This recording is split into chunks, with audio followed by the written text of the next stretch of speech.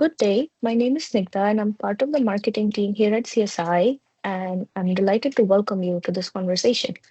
Now, before we begin, some housekeeping. The ratings, financial analysis, projections, and other observations constituting part of the information contained herein are and must be construed solely as statements of opinion and not statements of fact or recommendations to purchase, sell, or hold any securities.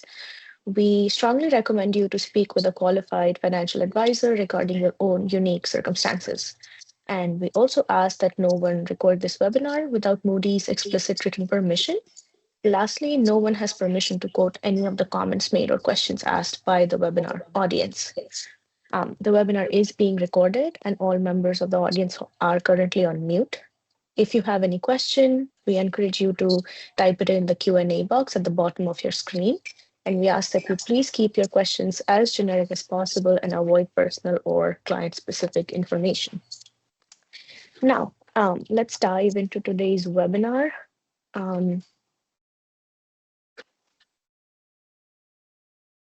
My pleasure to introduce Chuck Trace, Dr. Stefano Di Domenico, and Amy Loist, who will be leading today's session. Chuck is the co-founder and advisory chair of Canada's Financial Wellness Lab and a former finance faculty member at Western University's Ivey School of Business, where he taught institutional investing, wealth management, and fintech. He currently serves as the HBA faculty director for the Ivy Field Project and as a research engineer at the Center for Quantitative Analysis and Modeling. Chuck previously chaired Ivy's Advisory Council for Household Finance Research with a focus on financial advice and the impact of emerging technologies. A former senior executive, he brings decades of industry experience and continues to contribute actively to academic and professional publications. So welcome, Chuck. Then we have Dr. Stefano, who is an assistant professor in the Department of Psychology at the University of Toronto. His research examines how organizational climates and motivational factors shape people's financial decisions and overall financial wellness. He recently founded the Psychology and Money Lab at UTSC, along with a corresponding course titled Psychology and Money. He serves as section editor for money and economic issues at the Center for Self-Determination Theory, overseeing research and applications at the intersection of motivation, psychology, and financial behavior. Dr. Domenico provides strategic consulting to organizations in the financial services, fintech, and nonprofit sectors, applying behavioral science to enhance client engagement and operational effectiveness. And then we have Amy, who is a behavioral science expert at TD, where she helps lead customer experience and insights by championing both the voice and the mind of the customer. She is also a fellow at the Center for Digital Humanities at Toronto Metropolitan University, formerly Ryerson. Amy applies evidence-based behavioral insights to improve decision-making and customer outcomes in financial services. With a test and learn mindset, she partners with cross-functional teams to make banking more human-centric. She also holds a master in behavioral science from the London School of Economics and is fueled by curiosity and lifelong learning. So thank you again, Chuck, Stefano, and Amy, to join us for the session today. Diving into the webinar, so Chuck, just to start us off, what really is financial wellness? And you think clients today are redefining that and what that means to them, especially in the face of economic stressors like inflation, job security, and debt? So first of all, good afternoon, everyone, and thanks for joining us today. And thanks for the opening question.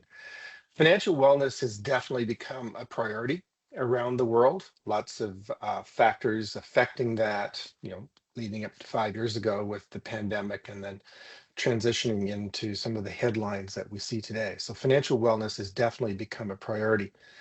Our clients redefining it, I wouldn't say they're redefining it as much as prioritizing it. And I would say that within the components of financial wellness, the priorities are shifting as events unfold. So if we go back to our definition of financial wellness, we describe it as a wicked problem. which is a complex interconnected web of things that change every time we wake up. So wicked refers to things that don't have necessarily a right answer. There's a number of different paths that you can take to fulfill that. Having said that, what drives us crazy at the lab is that when you look into the definition and the components of financial wellness, it's really drop dead boring. It hasn't changed. There are 5 components: income, spending, saving, debt, and then decision making or capability. And I'll go through each of those in just a second. But again, I'm not sure the definition has changed. The priorities around those components have changed. We've noticed in the last year, for example, a big shift prioritizing income and income security, and perhaps away from debt that we saw in previous years. So let me go through those in a bit more detail. I'll tell you what we've learned at the lab about each of those. Next slide, please. So let me set the stage for you a little bit. I've defined financial wellness, but then we should set the context for, so are Canadians financially well or not?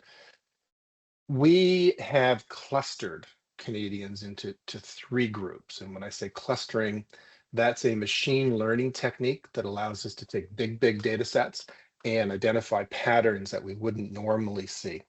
And using that technique, we've been able to put Canadians into 3 clusters. And this hasn't changed in the 15 years that we've been looking at the data: comfortable, coping, and stressed. If we focus for a second on the coping and the stress, Canadians that are coping would be defined as living paycheck to paycheck. They have limited savings and they're quite concerned about their debt. So they're just getting by and they're quite nervous. And then when we look at those that we would describe as stressed, they're spending more than they're earning. They don't have any emergency savings. They feel overwhelmed by their debt, and that's affecting their families and their job performance. The scary thing here is that almost half of Canadians on that basis would be described as stressed, and 72% of Canadians are just getting by. So that's a huge portion of our society that are really focused on financial wellness or the lack thereof, and they're quite nervous about their financial future.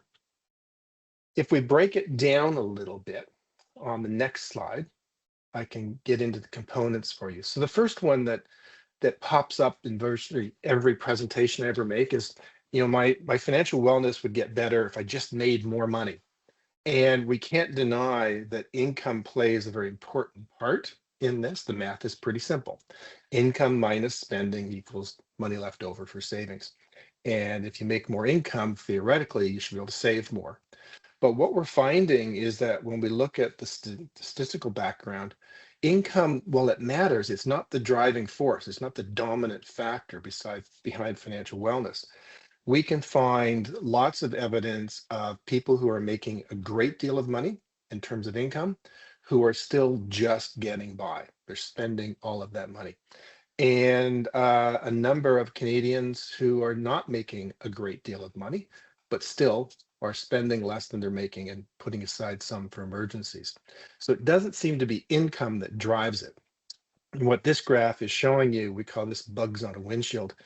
There's no defined linear pattern here that as income grows, wellness increases. It's just this blob, and there's no discernible pattern there. So if it's not income that's driving wellness, what is it? And if we look at the next slide, spending. The math hasn't changed. If you want to be financially resilient, you have to spend less than you earn. And we can see across those clusters that I talked about a pattern of folks that are having a hard time staying within their income constraints. Not all of that is economic. Some of it for sure are things like inflation, but there's a big behavioral component we think in here as well. And Stefano and Amy are going to get into that in just a second. The next one up then would be savings on our next slide. And the fact that when we look at Canadians in the context of the data that we have, we see a very bipolar world. There's a group of Canadians who are saving and saving a fair amount, and a group of Canadians that are saving very, very little. And on this is a very difficult graph necessarily to look at, but that horizontal graph at the bottom is income, with the high incomes on my right and lower incomes on the left. And you'll see even amongst the folks that have fairly high incomes, there's a group of those folks that are not saving any money. And so you have to ask yourself what's leading to that. And at the other end, there are evidence of Canadians that are not making a great deal of money that are still finding a way to save. And we need to get down into, so what does that mean? And then I think I'm going to come back to debt in just a second, but I think we're on to another question. Yeah, thank you for those insights. So just to build on that, and noting the emotional weight that a lot of clients carry today due to economic uncertainty, how would you recommend that they better understand and respond to those emotions in ways that support long-term well-being and favorable financial outcomes?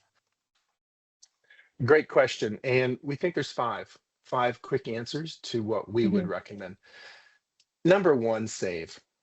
It again, it sounds so drop dead simple, but savings is so critical to financial resilience. It gives you that buffer, that cushion that when things go bump in the night and unexpected things happen, you have some sort of reserve that you can look to that gives you the chance to catch your breath, respond to what's happening, and not need to panic. And I think Stefano and Amy are going to talk more about that in just a second. But we've shown over and over and over again through our work at the lab, nothing beats savings.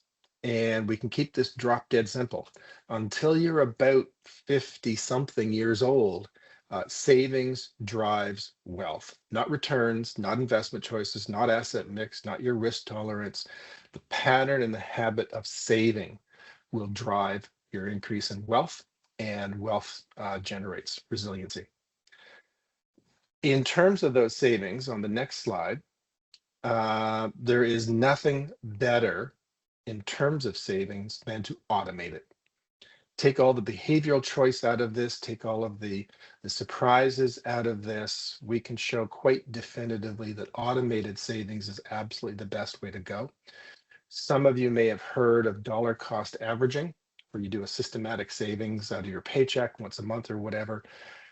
Some of those studies on dollar cost averaging have shown that there really isn't a lot of benefit to this from a risk and return perspective. But if you examine it from a habit of sustainable savings patterns over time, automating your savings, absolutely best strategy, hands down. The next thing that we would really strongly recommend on our next slide is establishing an emergency fund. It's a Canadian Shield.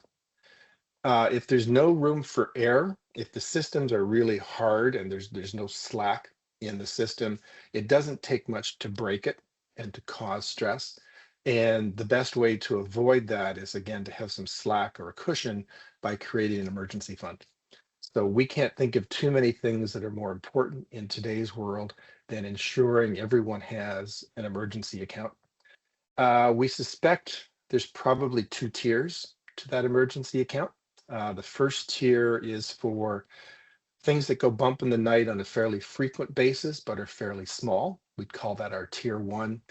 And we would recommend that most Canadians have about half a month's salary, or $2,500 to keep it simple, in cash, just pure cash, ready, highly liquid for whatever goes bump on a day-to-day basis. Then there's a second tier, which are the things that are less frequent, but probably more expensive. Losing your job, losing your car, a tree falling on your house, all of those kind of things that are a little more strenuous. And for tier two, then we're talking some of that wisdom you've probably heard in the background or in the past, around 2 to 3 months of expenses or salaries. So emergency fund, get started as soon as you can. The fourth thing on the next slide is that debt thing. the debt that's hanging around the neck of Canadians. Canadians have become addicted to debt, and it is one of the things that defines financial resilience. It's very difficult to be resilient and to respond to change if you've got this debt hanging over your head. So we would strongly recommend that Canadians, if you have debt, prioritize paying that off, and wherever possible, avoid carrying one, two, three, or four different kinds of debt.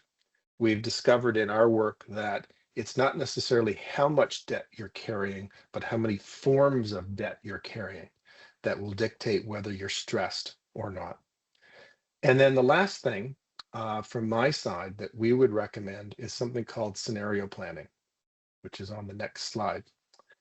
And this is something we've been talking a lot about in the lab lately, but it's taking the time now to sit down and ask yourself some really difficult questions.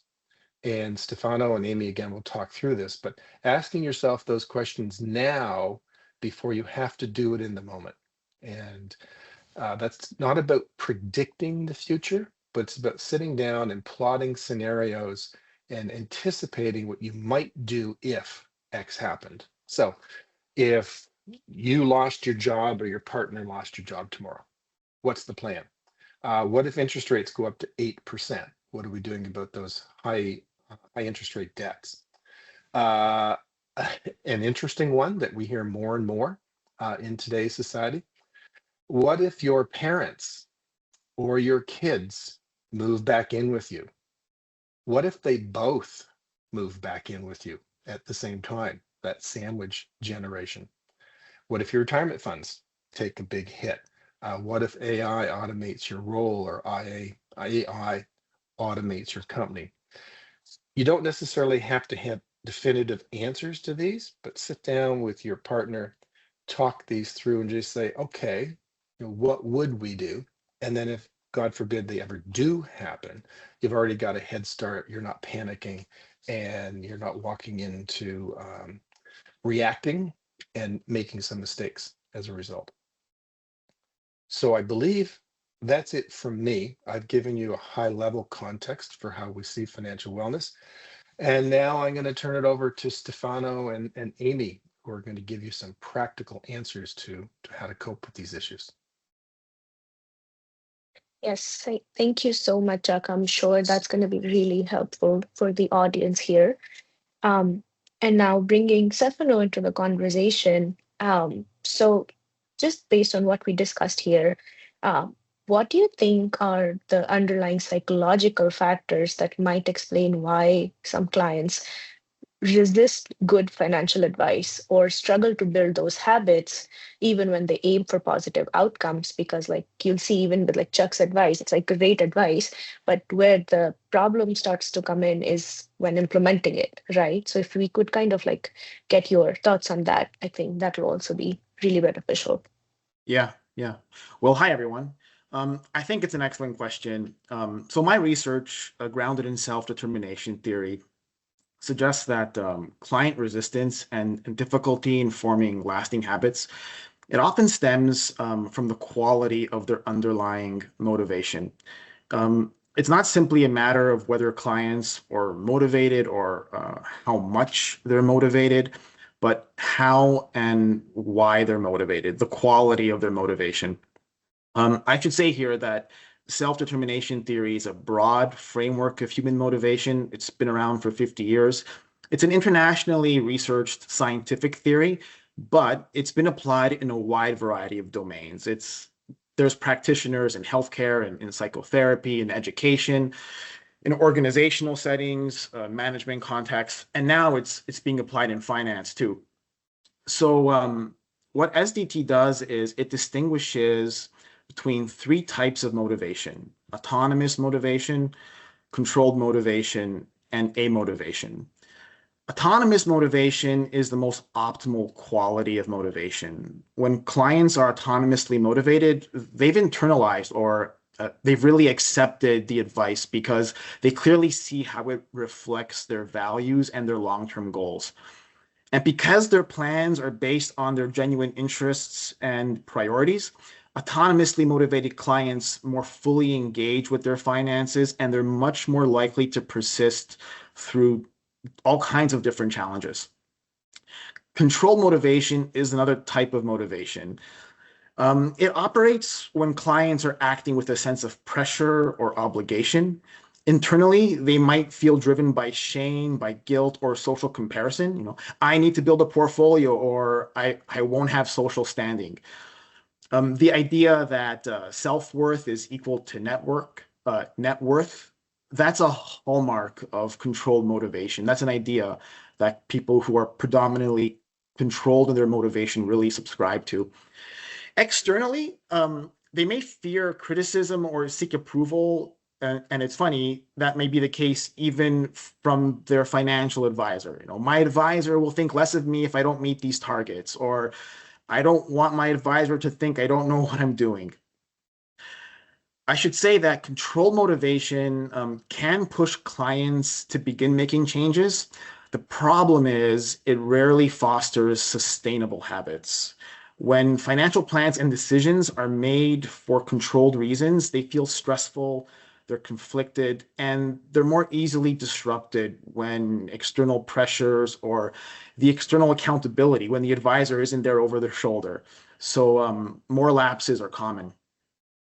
And finally, there's amotivation, which arises when clients feel indifferent, when they're skeptical, or when they feel simply incapable of using the advice they've been given. They may feel the advice is irrelevant. Well, why should I bother with this? If that's the thinking, then of course they're not going to accept the advice. They may feel overwhelmed or doubt their ability to do it. They may not understand. I don't know how to do this. So typically, clients that are predominantly amotivated, those are the clients that are the most difficult to win, and they're also the clients that are the most easy to lose, because even a small setback is going to be enough for them often to give up. Next slide, please. Okay, so what really matters here is that financial advisors and planners can and do play an important role in influencing their clients' motivations. For example, advisors can inadvertently induce clients toward more controlled qualities of motivation or amotivation through controlling or dismissive behaviors, even sometimes fairly subtle ones. For example, providing clients with a limited set of options and then steering them in the directions that you prefer, being pushy or overly directive with your recommendations, especially without first demonstrating that you've taken their interests and goals and preferences into account. Using words like you should, by now you should, or you have to, that creates a controlling context. Using language that implies judgment or disapproval when clients don't follow your advice or when they make decisions on their own, over monitoring, sometimes micromanaging a little, withholding explanations. These are just some examples. We can sit here and list many, many more. But the key here is that although these may be well-intentioned, they can be experienced as controlling by the client, and they can push the client away from autonomous motivation and toward controlled and even amotivation, which just generates friction and resistance and disengagement. So what you really want to do is very intentionally and consciously work to create an autonomy supportive environment. And what that means is it means very clearly and patiently explaining the underlying reasons for your recommendations and doing so in a way that explicitly connects them back to the client's personal goals and values. That's what's really needed for them to internalize or deeply accept the plan and its rationale. Of course, it presupposes that you've understood their goals and values and interests. So it means listening, like really listening to their perspective. And it means fostering an interpersonal environment in which they're comfortable enough to openly discuss their concerns and struggles. It means trust. It also means encouraging their initiation. offering them meaningful choices and welcoming them to be full participants in the planning process, especially if they want to.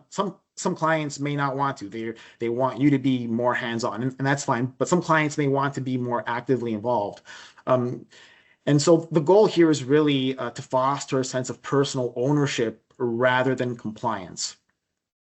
So ultimately, when advisors use these strategies to consciously support their clients' autonomy, they're much more likely to reduce resistance, enhance openness to financial advice, and increase the likelihood that their client really does internalize those positive financial habits. And basically, what you're doing is you're not getting compliance from your client. You're actually moving toward genuine volitional engagement. And that's the lasting change that advisors are really after anyway. Great. Thank you, Stefano, for that overview. Now, diving a little bit more deep into how advisors can tailor their approach to align with the emotional and psychological realities of their clients. Any thoughts you have on that? Yeah, so that's another important issue. I mean, we know that people have all sorts of biases, confirmation biases, overconfidence, loss aversion, hindsight. There's a long list of these somewhere, right? They're always floating around the internet. And we know that biases can cloud people's judgments and decision making. So what can advisors do? Well, the simple answer, simple but not always easy, is to try to foster more autonomous qualities of motivation around financial management. You can go ahead to the next slide, please.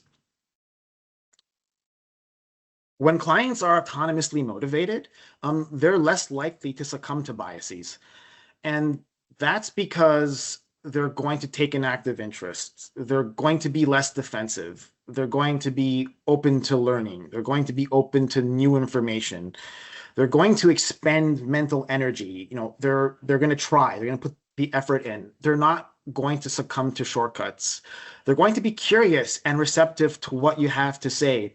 And so they're going to more carefully and collaboratively work things through with you. And crucially, they're going to be doing all of this not in the service of some overly optimistic future scenario in which they're the wealthiest person in their social circle, but they're going to be doing this in the service of a set of genuinely held, clearly specified personal goals that are based on what matters most to them. So it comes back to fostering autonomous motivation, and you can do that by supporting their basic psychological needs for autonomy, competence, and relatedness.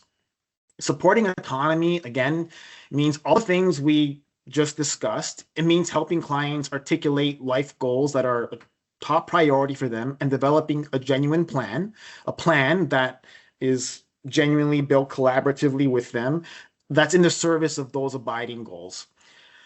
It also means helping them build a sense of competence and confidence. And you do that by helping them understand whatever they need to understand, by giving them clear, actionable feedback, by celebrating wins with them, even small wins, especially if those are wins around difficult lifestyle changes, and by setting realistic goals, realistic goal-setting steps. And further, it means cultivating relatedness, having a relationship in which they believe you have their best interests at heart, that you're on their team. It's a professional relationship. It's not a close friendship. It's not an intimate relationship. It's not psychotherapy. But when there's relatedness satisfaction, they feel like they can be forthcoming, like they can be honest, and that they can trust you with sensitive information.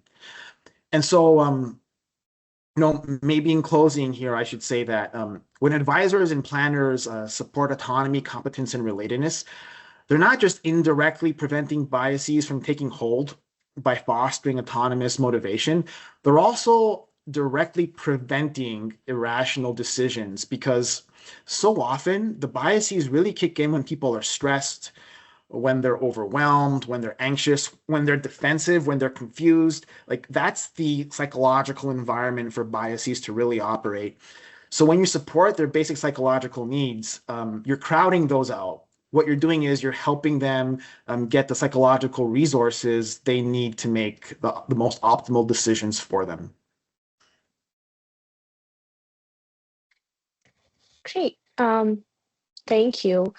And now bringing Amy into this. So, Amy, from your experience, um, as we've learned how clients can better support their clients, how can they benefit from understanding and like doing all this work to learn about the client's personality and the biases associated with it to personalize communication more?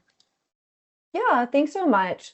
We've done so much work at TD to really look at how personality influences clients' feelings about their finances. And we found that advisors can improve their clients' feelings about financial well-being through tailoring advice to their personality. We've also learned that clients who feel good about their financial well-being or subjective financial well-being tend to place a higher value on their advised relationship. So they think that their advisors are more worth the money. And so it's beneficial to advisors to personalize communications with personalities and biases in mind because it influences what we like to call wealth confidence. And so earlier, Chuck talked a bit about financial well-being, but I want to talk a bit about subjective financial well-being, which is defined by how people evaluate their feelings of financial security or how wealthy people feel, not necessarily just what is kind of in their bank account. And so a couple of years ago, the behavioral finance team at TD conducted a study on this concept. We focused on affluent Canadians and narrowed it down on kind of three aspects of subjective financial well-being, which is outlook sentiment, social comparisons, and overall financial well-being to make up what we call wealth confidence. And this study really demonstrates the importance of understanding your client's personality and communicating in a way that's really tailored to them. And so we had a couple of really interesting learnings from this study, including that personality is a huge factor, and we found it by far to be the largest driver of wealth confidence within the study. And so when we were looking at personality and wealth confidence, we found certain personality traits to be highly correlated with how people felt about their financial situation. And this really pairs well with what Stefano was saying in terms of motivations. And so we found the trait of reactiveness or neuroticism in Ocean, which is the tendency to respond, have high responses to emotional stress. We found that personality trait to be really highly correlated with wealth confidence, but it had an inverse relationship, which meant that the more reactive someone is, the less wealth confidence they'll feel. Some other personality traits that were really highly correlated were extroversion and conscientiousness. And this makes sense. They had a positive relationship, which means an increase in these traits also saw an increase in wealth confidence. And that really means that conscientious people, they're characterized by short-term sacrifice in pursuit of long-term goals. So really echoes what Chuck was saying, people who are able to save now for the future. And then extroversion being associated with feeling positive emotions, partially influenced by our relationships with others. And so it's not really surprising to us that wealth confidence and these personality traits are really closely tied. And when you understand your client's specific personality traits, you can really tailor your advice that resonates with them and helps address things like their innate reactiveness or things that can influence their perceptions of their financial situation. Another aspect of the study that wasn't surprising to us, but we were really happy to have evidence for, is that advisors play a huge role in their clients' subjective financial well-being or how wealthy they feel. And so on the next slide, I pulled some stats from the study that I wanted to chat about, which are, we found that individuals with an advisor were 2 times more likely to have wealth confidence than those who don't have an advised relationship. We found that those who have high wealth confidence were 7 times more likely to believe their advisor was worth every dollar, 4 times more likely to be satisfied with their advisor, and 3 times more likely to have confidence in their advisor's ability than those who had low wealth confidence in the study. And so this tells us that not only do advisors play a huge role in their clients' wealth confidence, but by focusing on personality and framing advice to their individual clients' needs, they can boost wealth confidence and increase the value their clients see in their services. And so these really tell us that words matter, right? Like the way that we communicate advice to our clients should be tailored to their specific context and their needs. Because when you understand how clients make money decisions and the things that influence how they feel about their money decisions, you can provide advice that resonates with them. And that's mutually beneficial because then they see more value in your advised relationship. And so on the next slide, I just put down some things about our opportunity here is to really improve feelings of wealth confidence by tailoring advice to match your client's personality and their particular needs and motivations, like we've talked about earlier. This doesn't mean telling them what they want to hear, but by understanding the behavioral biases that are closely associated with our clients' personality traits and framing advice to meet those traits, it can really help resonate with the client and drive positive and meaningful behavior change. And that helps them experience more feelings of security, comfort, and goal fulfillment. And so just to sum up on this question, we've learned that the way that we communicate with clients is the way that we can influence their wealth confidence and demonstrate value. And when we focus on the right things, and the right framing based on personality traits and the biases that are really influencing their decision making, as well as those motivations, then we're better situated to improve their wealth confidence and their subjective financial well-being, which helps, again, motivate them to continue those behaviors that are helping them be more financially healthy. And that's benefit both to the client and to the advisor, and it strengthens the relationship. Great, thanks for that, Amy. So like you mentioned, like we have our last question of the session, as this really as strengthening this relationship really works for the benefit of both the advisor and the client, and because like most of our communication now is digital, can we discuss like some of the tools, maybe nudges and things like that, that can be used to more intentionally promote follow through, or just like spreading the advice in general, or reduce decision fatigue and things like that, just so advisors can further empower their clients? Yeah, for sure. I think everything that we've talked about today really speaks about how we can use a better understanding of our clients and their specific context to inform how we approach them with advice. It really should be tailored to the client. In order to use digital communication tools and in-person touchpoints effectively, we have to think about what messages or nudges should be included and the different ways that we interact with clients. It's not just about those system one nudges, but also about kind of the information that we're providing to clients in system two. And the different tools, the behavioral toolkit that we have available to us to really help us effectively drive behavior. And so through a lot of our behavioral research at TD, we found that customers find financial services to be overwhelming and confusing, and they'd oftentimes rather avoid it.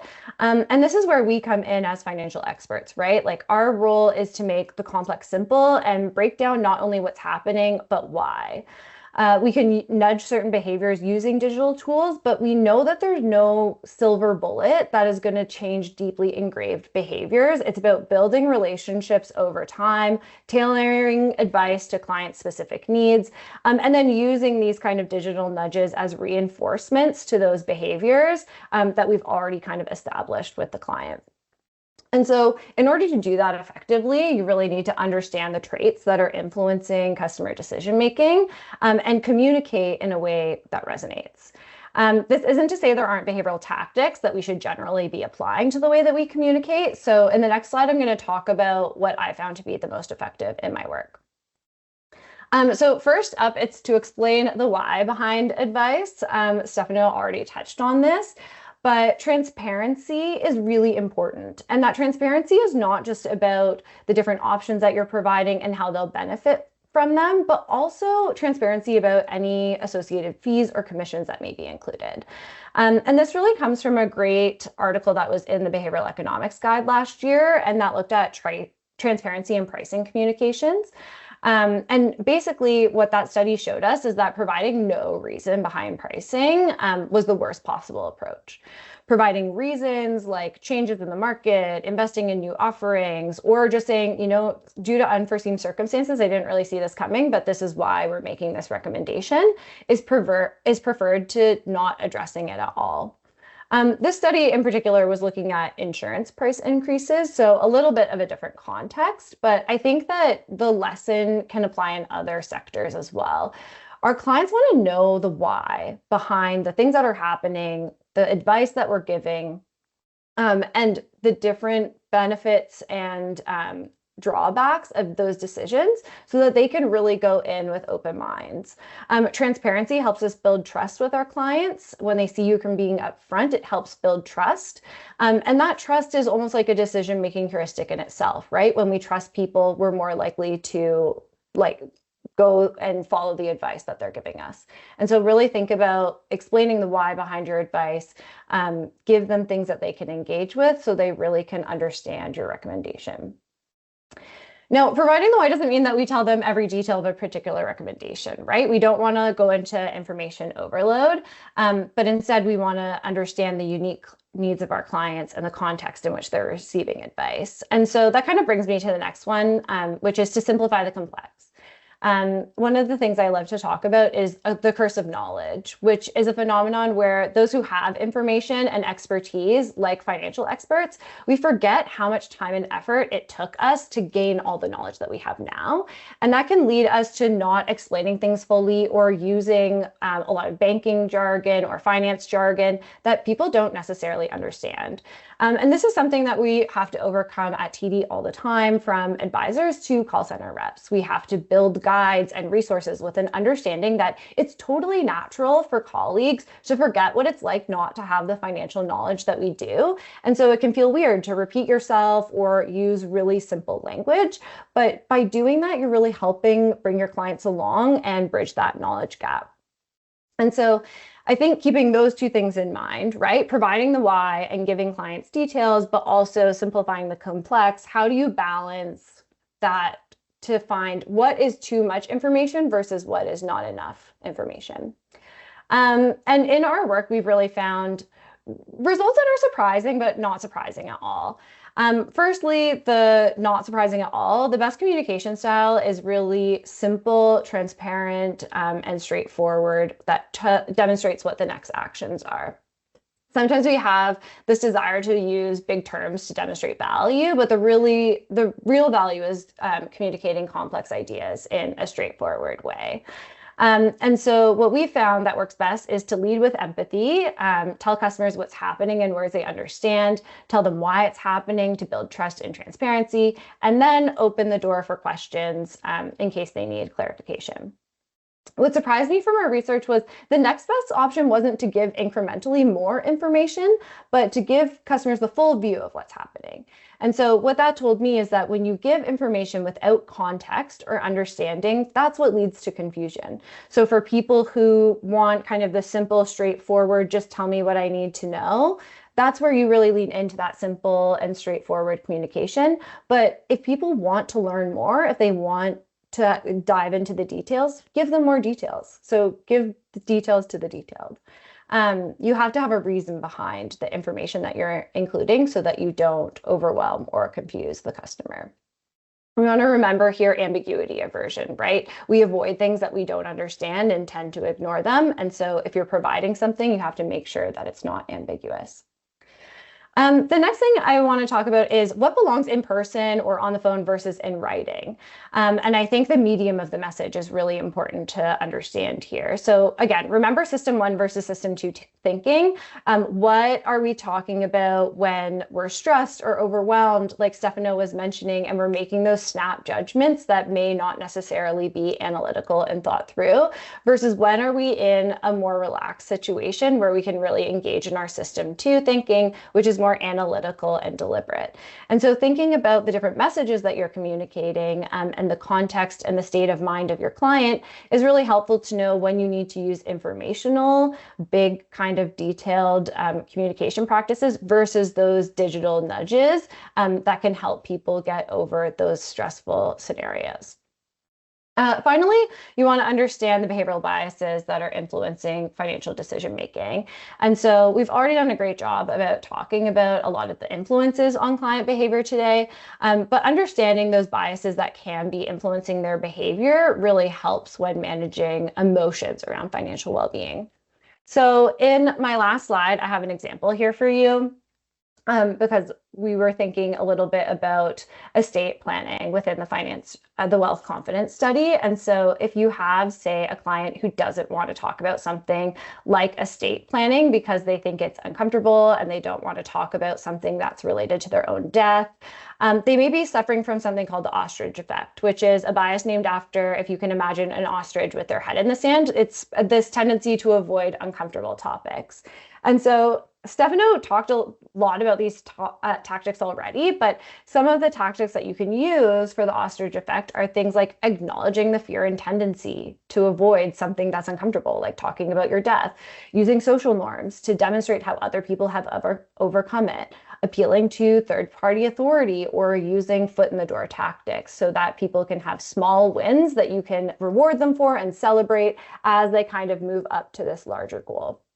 And so we want to lead with empathy. We want to think about our customers and our clients' situations when we're thinking about communication strategies. And that can really help us decide what kind of communication avenue we're going to use, whether it's these behavioral nudges to help with these more stressful situations when they're in system one thinking, or if we want to have more informational nudges and be more detailed about our responses if our clients are analytical and detailed and ready to get into all of the things that you're recommending. And so, yeah, that's it for me. Thank you so much. Some really helpful suggestions there. So thanks again. And we now have the Q&A portion of today's session.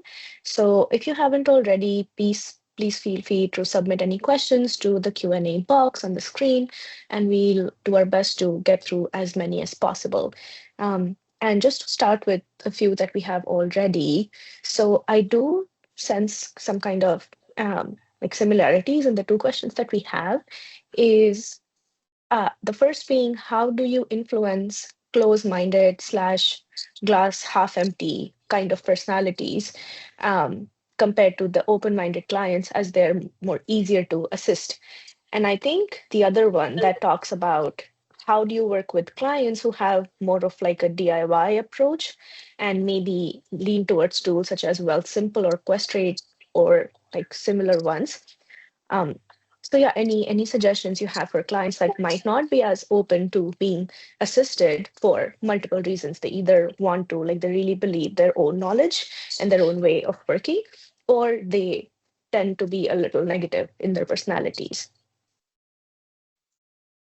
And I'll open the stage to anyone who wants to go first.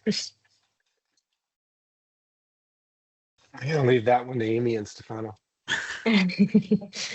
No pressure. Yeah. So maybe the glass half empty. I'll take the question about the glass half empty individual. So that sounds to me like classic amotivation, right? They're pessimistic. Like, why should I bother? If I do this, will it really work out for me? Well, what that means is they don't feel competent. It means they don't feel like it's something, following a plan or listening to a recommendation is something that's really worth their while. It's not relevant to them. And so what the advisor would do is, explain how it is relevant to their goals, and how, it might seem like this complicated thing with multiple steps, but you can break it down, make it more manageable, so it's more easily digested. But I think I would also say that you can't motivate a client, right? You can't it's very difficult to persuade somebody. You can't motivate them. What you can do is create the context in which they can motivate themselves. And so I would say it goes back to supporting those basic psychological needs for autonomy, competence, and relatedness. And that's really a context in which they're going to be more likely to find their own inspiration. Yeah, I think building on that, when we think about behavioral science, And when we're kind of addressing different biases or heuristics in people's decision making, there's typically two kind of tactics, right? There's choice architecture, which is addressing those system 1 nudges, and then there's debiasing, which is addressing those system 2 nudges. And so if you're finding that your clients are not really working on the things that you're talking about or taking your advice, you kind of have to think about what is operating here. Is it like the system 1 or the system 2? If you've tried system 1, talking to them about things, giving them more informational nudges, and that's not working, then you can move to kind of the system 1, like let's work on automatic and defaults and making these decisions that they don't necessarily have to actively work on, but have more of a default. And so I think thinking about do we need to do some more debiasing, or do we need to create a choice environment that's going to allow them to pick the best option for them? That's kind of one of the ways that you can think about it. Yeah. Yeah, thank you. We do have a question about somebody wanting a bit more context around the system 1 and system 2 thinking. So if Amy, you could provide that for us briefly, that would be really helpful. Yeah. So system 1 and system 2 thinking comes from a great book by Daniel Kahneman called Thinking Fast and Slow. If you haven't read it, I highly recommend. And it's basically the idea that our brain has kind of two systems of the brain. System 1 is kind of our animalistic brain, which is our like snap judgments. It's really quick and automatic. And it's where a lot of the behavioral biases are at play. It's how we make decisions really quickly, and from an evolutionary perspective, really helped us thrive. System 2 is our more human brain. So it's like a characteristically human thing where we have more of our analytical, deliberate, and thoughtful thinking aspects. And so that's kind of the difference between system 1 versus 2. One is more of a like snap judgment, automatic part of our brain and decision making. The other one is more thoughtful, analytical, and deliberate. And so our decision making happens in both of these systems of the brain, but certain things like stress can trigger someone to go into system 1 thinking. And so if you think about the different ways that you're communicating and the different ways that you're interacting with your client, understanding those different systems of the brain allows you to say, when can we be more analytical and thoughtful and work through this problem together, versus when is someone in a high stress situation and we can't really work through all of those aspects because they're in system 1. So hopefully that helps. No, that is really helpful. So thanks for that.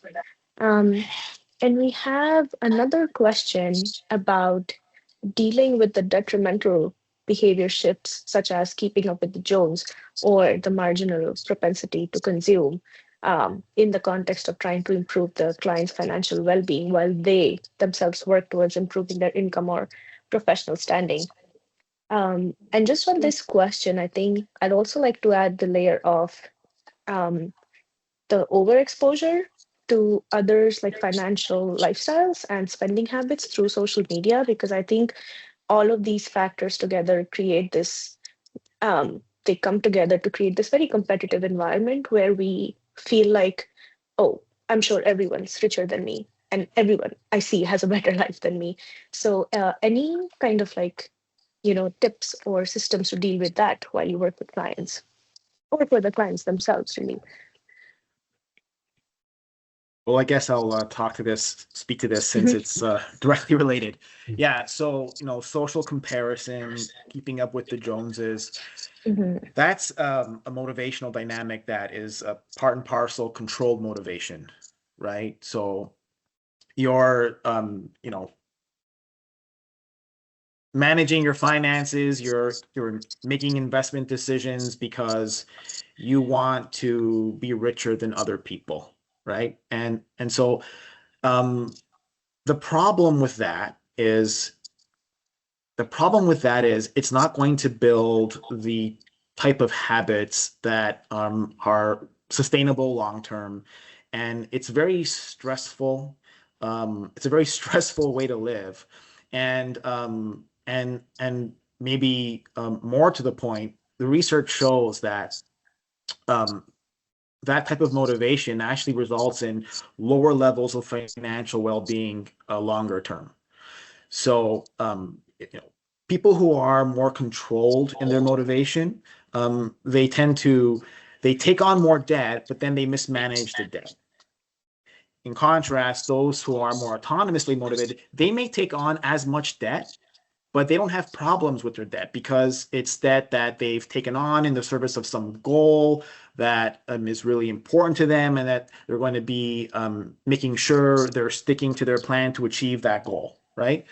So controlled motivation is really, social comparisons, keeping up with the Joneses. It invites a dynamic where your self-esteem is on the line every time you open up your bank account, and it really adds to financial stress. It makes you more prone to impulsive decision making, and so the advisor can play a good role here in trying to address that by supporting their clients' needs and bringing them back toward a more autonomous orientation. Getting in touch with what really matters to them. It's probably not being the richest person. It's probably more along the lines of making sure their family's okay, making sure they're in good health, and purchasing experiences with their loved ones. The stuff that money is supposed to, the good stuff that money can get you. I think just to add to that a little bit, social comparisons or keeping up with the Joneses is an aspect that we looked at in the wealth confidence study. And one thing that came up is also making sure if people are really doing that social comparison a lot and it's hard to get them out of it, is to really look at the reference group. Like, who are they comparing themselves to, and is that the right reference group? And so you can kind of reframe people who are stuck in that outlook or in that social comparison cycle to say, how can we reframe the reference group so that it actually makes sense to what Stefano was saying in terms of what do you actually want out of your life? What do you actually are your financial goals, as opposed to, do I have as much as my neighbor or, my relatives? It's reframing that reference group. So also something to keep in mind. I think Stefano and Amy have done a good job identifying how to cope with this. As we back up, we think it's a really important question. We see it all the time in the numbers we're looking at. And if you boil it down to sort of its simplest components of needs versus wants, we find the dynamics here are getting more and more complex. Defining what we need versus want has so many influencers, the social media, et cetera. Looking at your social feeds are defining now a host of expenses that we used to describe as wants, and people now perceive as needs. And so I think it's a very important question to be addressed. Yes. So yeah, thanks for all your contributions. Chuck, we do have a question for you, which says, can you describe some characteristics of the 59% of Canadians that are not stressed financially or are less stressed financially and fall out of that 41% category who are clearly very financially stressed? Great question, and it's a part that we find quite fascinating. So I think, again, Amy and Stefano have dived into what defines that, and it's around behavior. It's around what people feel are important, what their goals are, how they're making their decisions. Because I can tell you what it's not. We can't find any evidence that the comfortable cluster is driven by age, gender, background. It's none of the demographic factors. It's none of the things that you would think would spring readily to mind. It comes back to decision making, behavioral biases, influence, and those kind of things, which of course makes it so much more difficult to identify when you see it. Probably starts with a very transparent and open conversation between an advisor and their clients, using the techniques that we've talked about today. Yes, thank you so much. We have a question on the wealth confidence study as well. Someone's wondering if they can find more information on that and where. Yeah, so if you go to TD's, you can find it TD Behavioral Finance. All of the studies that the behavioral finance team have done are on there. So if you just Google TD Behavioral Finance Wealth Confidence, you should be able to find the white paper on that. And it's a really great study. It goes into a lot of stuff on social comparisons, outlook sentiments, financial well-being, and then some more of the results on how advisors like influence wealth confidence, the different tactics that you can use. So that's definitely available on the website, as well as the other studies that we've done on how personality intersects with risk and all of those kinds of things. So yeah, just TD Behavioral Finance. If you Google that, you should be able to find it. Great. So we are at time. So those are all the questions we could address today. But an extremely insightful conversation. I hope the attendees felt that as well. And again, a big thank you to Chuck, Stefano, and Amy for sharing your time and knowledge with us. For the attendees, if you have any more questions, you can always contact us via the support hub, and even for details on like upcoming webinars and stuff. And a replay of the session will be available in the coming weeks. And we do thank you for attending, and we hope you have a great day. So thanks again, everyone.